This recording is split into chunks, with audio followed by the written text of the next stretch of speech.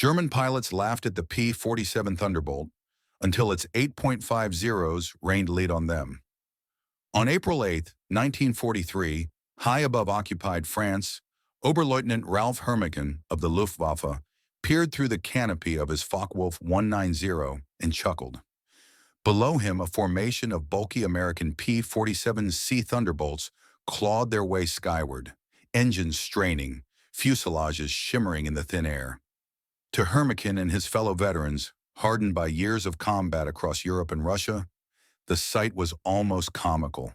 Compared to the sleek Messerschmitts and agile Spitfires, the Thunderbolt looked like an airborne barrel. The Germans called them flying milk bottles. Barrel-shaped bodies, oversized propellers, and wings that appeared too small for the mass they carried. The Thunderbolt looked like a clumsy brute. Surely the Luftwaffe believed these machines would be easy prey. Yet what none of those confident German pilots knew was that they were watching the dawn of a new era in aerial warfare. The P-47 Thunderbolt was not built to win beauty contests. It was a machine born of necessity, forged in the design rooms of Republic Aviation under Alexander Kartveli.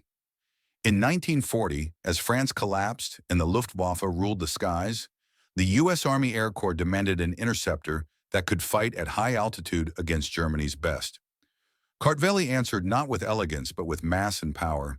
He designed a fighter wrapped around the mighty Pratt and Whitney R-2800 double wasp engine, a rugged, turbocharged radial capable of pushing the 7-ton aircraft to speeds exceeding 430 miles per hour. Most importantly, Kartveli armed his Dinosaur with 8 Browning .50 caliber machine guns. Mounted in the wings, these weapons spat out a combined 6,000 rounds per minute. A 2-second burst could saw an enemy fighter in half. The Germans, who had mocked the Thunderbolt's size, would soon learn that its broad wings carried not weakness, but a mathematics of destruction. That first combat over France taught the Americans difficult lessons.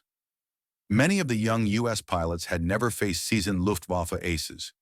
They discovered that dogfighting a German fighter in turning duels was suicidal. The P-47 was too heavy to match a Messerschmitt in a climb or tight circle. But what the Thunderbolt could do was dive like a stone, soak up punishment that would destroy lighter aircraft, and unleash torrents of lead once its guns were on target.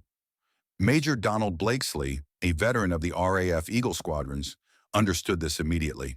He drilled his men to abandon old tactics. Energy fighting, diving attacks, and boom and zoom strikes became the Thunderbolt's doctrine. Instead of dueling, P-47s used altitude, speed, and overwhelming firepower to dictate the fight. Within months, the laughter faded. Luftwaffe pilots who once mocked the Thunderbolt came to dread its silhouette. Its durability allowed pilots to return home riddled with holes. Its heavy armament shredded German fighters, and later, its ability to strafe trains, convoys, and tanks made it a terror to ground forces as well. By the end of the war, the ungainly juggernaut had proven itself indispensable. More than 15,000 were built, and they claimed thousands of enemy aircraft. The joke had turned deadly serious. The flying milk bottle became the scourge of the Luftwaffe.